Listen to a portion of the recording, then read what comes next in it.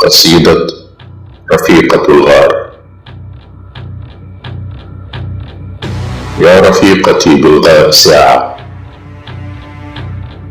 حتى أنت رضيتي طوعا بضرب عنقي. يا صاحبتي التي باعت الود بالذهب، هل أغنى الذهب صاحبه عن الشوق؟ أين كبرياؤك وكرامتك المزعومة إن استجديت حديثي في رفقي؟ كفى كلاما، لا تنتظر العطف مني. هل عطفت حين لفتني ظلمة الغسق؟ واسأل الأيام تخبرك. هل مددت لي يدك حين كنت ضائعا في الطرق؟ ماذا أبقيت لك عندي وأنت التي باعت الملح وتنكرت للعشق؟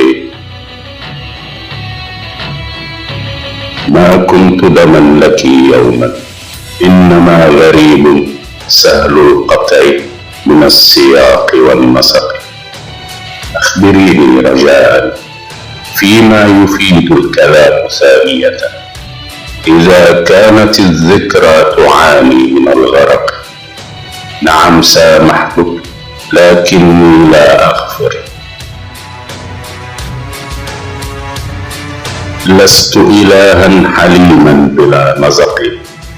دعك صديقتي من لطيف الكلام، وأجيبي سؤالي بشيء من الصدق. أحنين دعاك تزورين قبري، أم سكرة النصر لأيام حرق؟